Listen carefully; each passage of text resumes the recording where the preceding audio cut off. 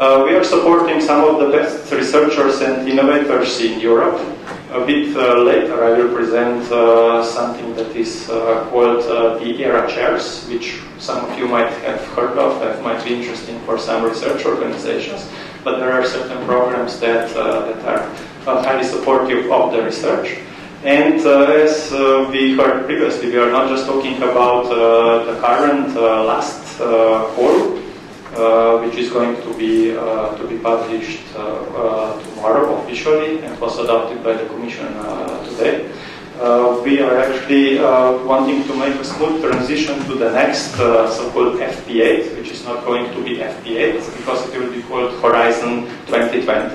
So the framework research program that will cover the period from 2014 till 2020, and where we are when we envisage to have even more funds than we did in FP7. For example, the total of FP7 was approximately 55 billion euros, while the Commission last year proposed for the Horizon 2020 to have 80 billion euros available, so that is quite a significant increase. What we are also working on and looking into, an important thing is to make the life of the researchers easier, which is definitely an important thing to do. Simplification of the rules, more straightforward procedures, less of reporting, so let's say sticking to the reporting that is really needed. So we're actually trying to make something that will really attract the researchers to benefit and to apply for this opportunity in the work programs.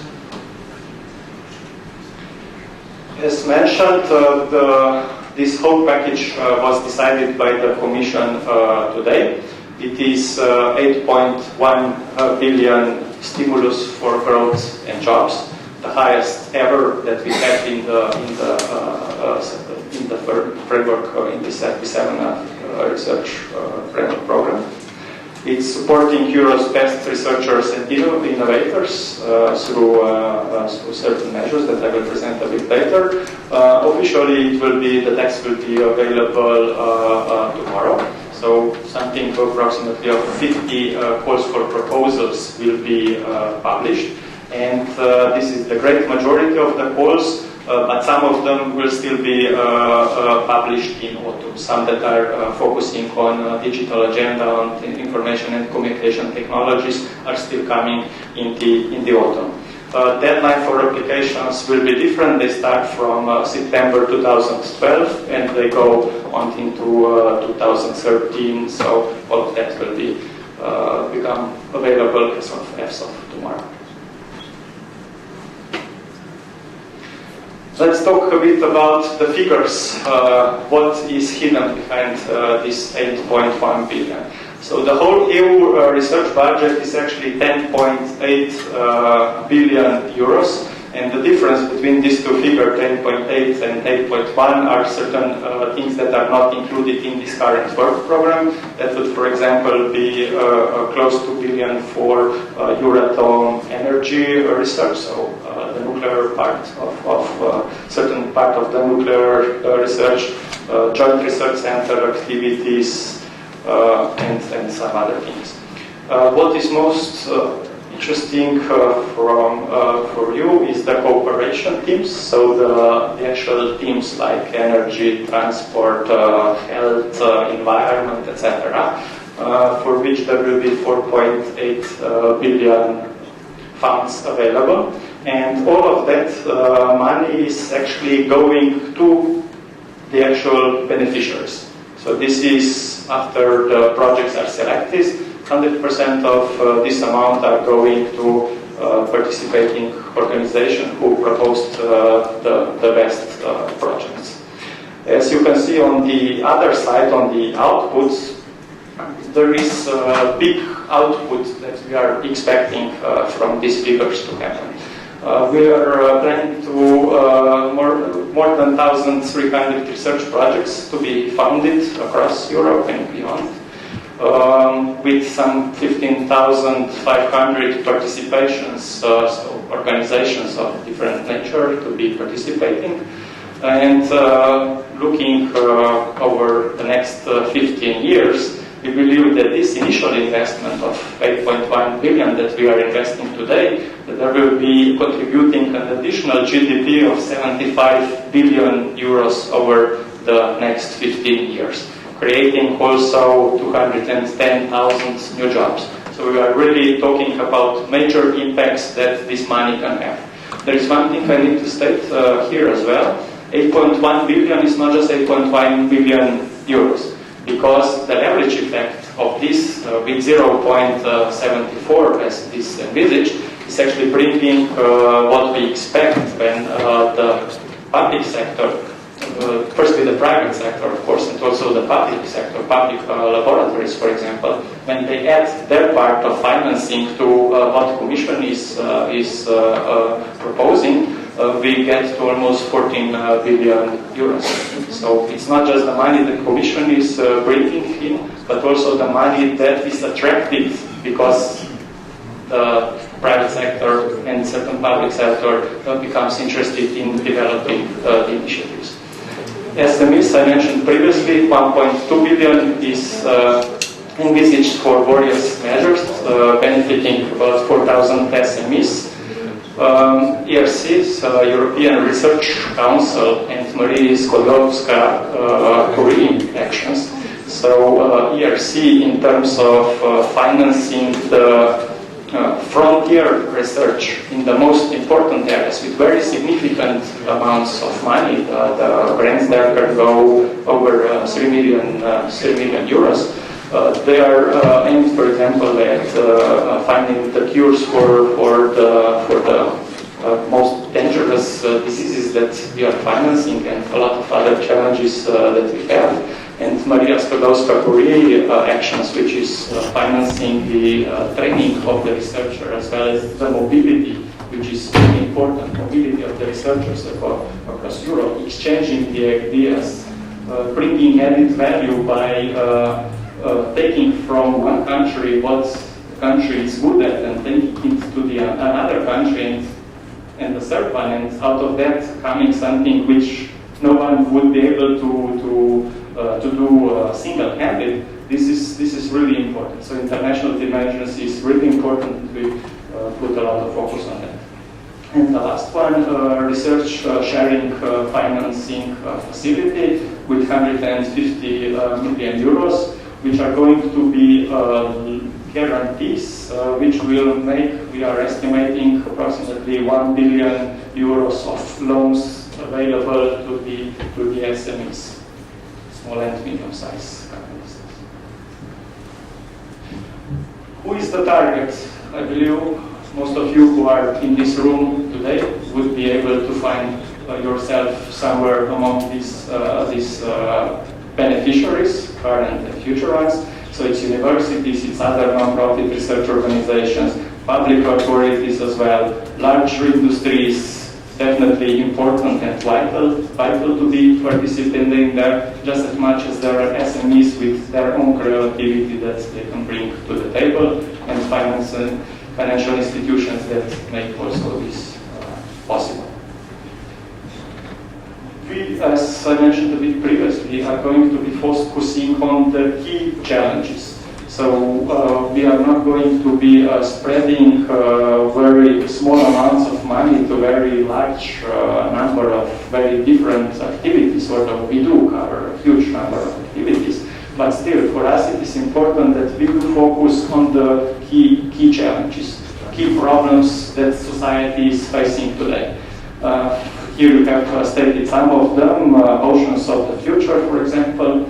I know that Latvia was successfully participating in My Ocean project.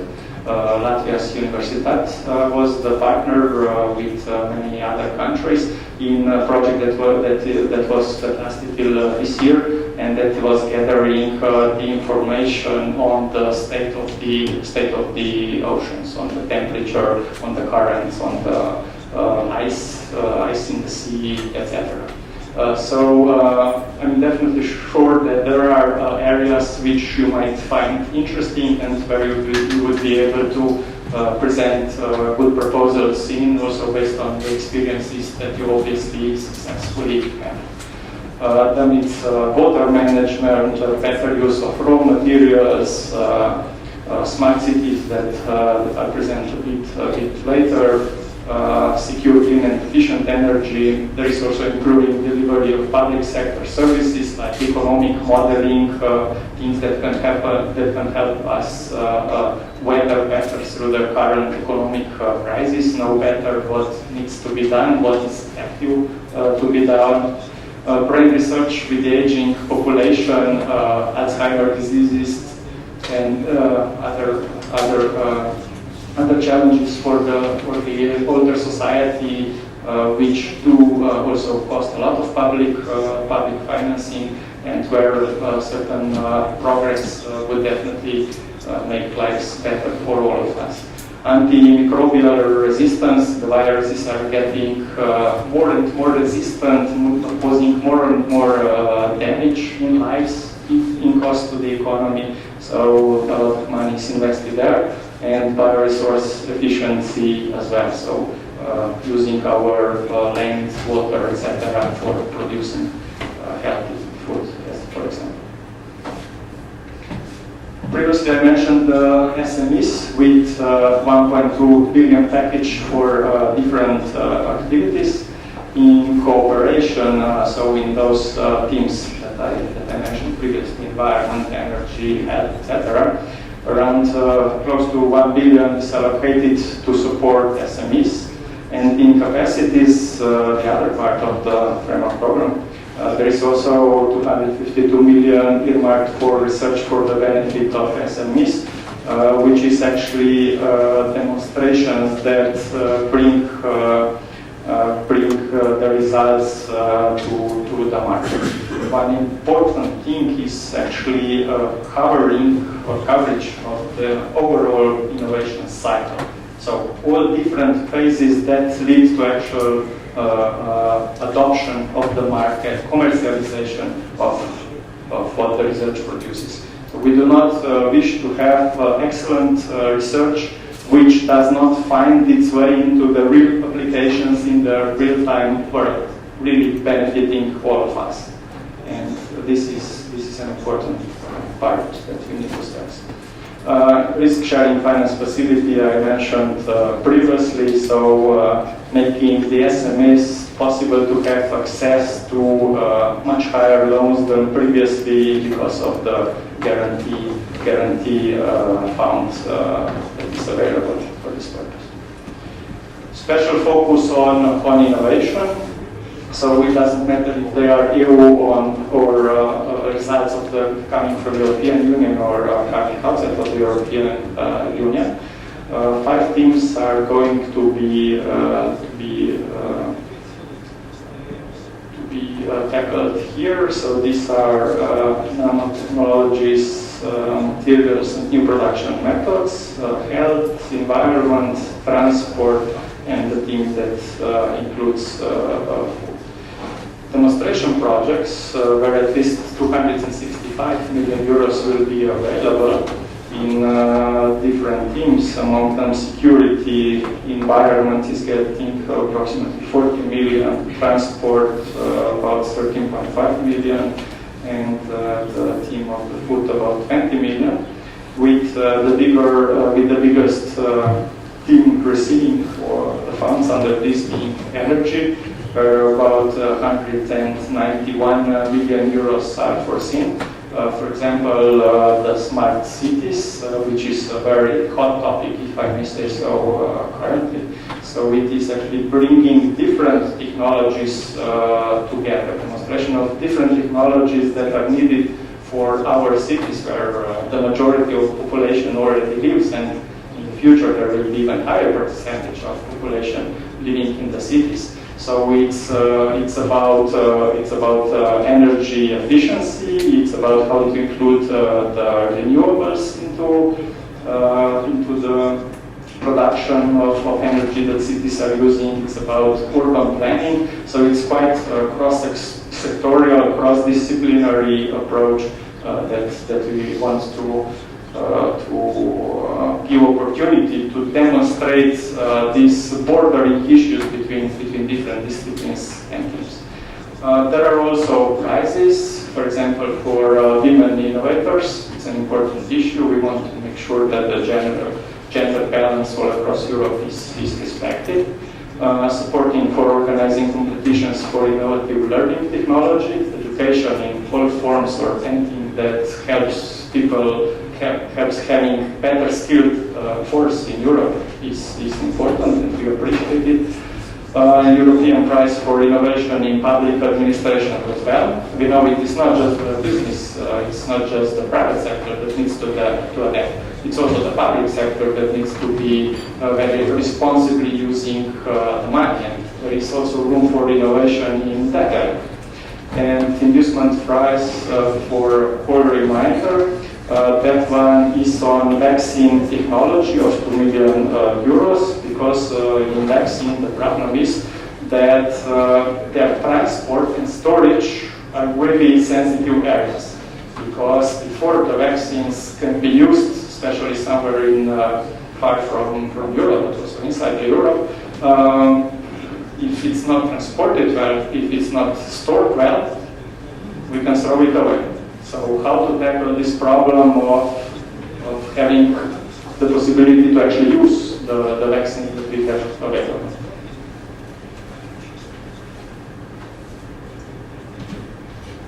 Pilot action on the ERA chairs, Economic Research Area chairs. About 12 million euros is foreseen for that one.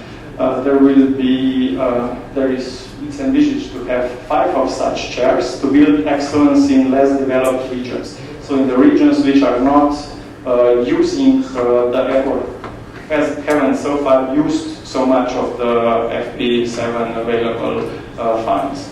So this is something that is under discussion, but it will go in 2-stage process. Eventually, the ERA chairs will actually be physical persons, so the outstanding academics attracted by universities or research institutions who are capable of building excellent teams. So excellent people with also excellent management skills who can gather around themselves excellent people no matter from where these people come from. So firstly, it will be in the first round, the selection will be made on the basis of which universities or research centers have the capabilities of actually providing the right place to these chairs. And so this means having the right facilities, open access to the posts, etc. And in the second phase, the actual physical people, so outstanding academics, will be selected in a transparent process. So in autumn, further information is going to be provided on how this will be, how we will proceed with this.